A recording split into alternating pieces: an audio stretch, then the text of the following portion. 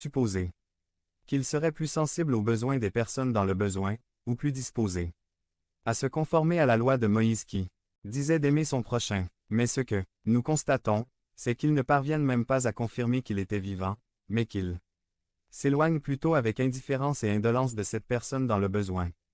Mais alors, dans l'intrigue dramatique, un revers inattendu survient. Un personnage apparaît sur la scène dont la simple évocation a dû laisser l'apostrophe. Estomac du public juif se retourner.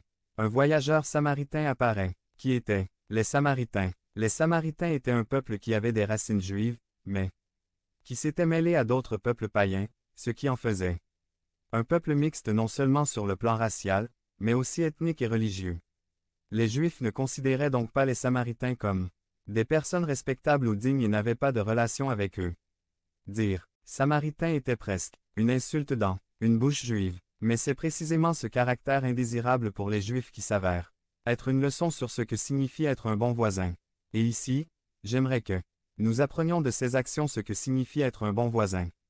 Premièrement, un bon voisin est prêt à briser les conventions sociales pour aider ceux qui en ont besoin. Dans Luc 10, 33, il est dit « Mais un Samaritain qui était en voyage s'approcha de l'homme, le vit et eut compassion de lui. » L'apparition de ce personnage brisait tous les stéréotypes, toutes les conventions et traditions culturelles. Il n'était pas possible, pour la mentalité juive, qu'un Samaritain soit capable d'être sensible aux besoins et à la compassion de quelqu'un.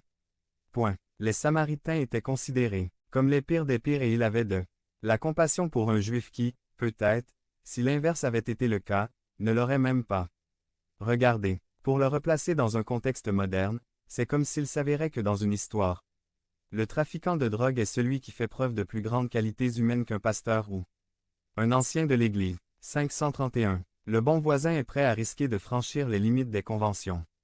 De ce qui a toujours été fait, de ce que les gens attendent culturellement, afin de répondre aux besoins d'une personne en détresse. Deuxièmement, le bon voisin est prêt à se salir les mains en aidant. Luc 10, 34 a dit qu'il s'est approché, a guéri ses blessures avec du vin et de l'huile, et les a bandées.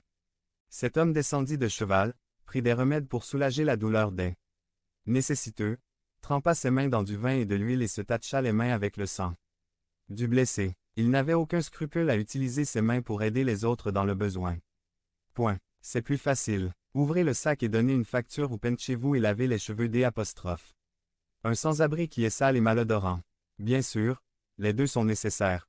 Mais la question pour s'évaluer est de réfléchir à ma volonté de me salir les mains en aidant les autres. Troisièmement, le bon voisin est prêt à sacrifier son confort. Luc 10, 34b dit. Puis il le mit sur son propre cheval, le conduisit dans un gîte. Prit soin de lui. Le Samaritain a modifié son projet de voyage. Il a mis de côté ce qui lui convenait et ce qu'il désirait et a donné la priorité aux intérêts et aux besoins de cet homme. Beaucoup d'entre nous se seraient contentés de soigner ses blessures et de le laisser là, si cela était nécessaire pour localiser ses proches pour aller le chercher. Mais cet homme était prêt à marcher, à retarder ses projets, à rester éveillé pour cette personne. Dans le besoin qu'il connaissait à peine. Comme c'est difficile, comme je suis prêt à sacrifier mon confort. Ma femme a été opérée de la main gauche et pendant environ 2 semaines, elle n'a pas pu faire tout ce qu'elle faisait habituellement. Même pour des choses aussi élémentaires que prendre un bain, il avait besoin d'aide.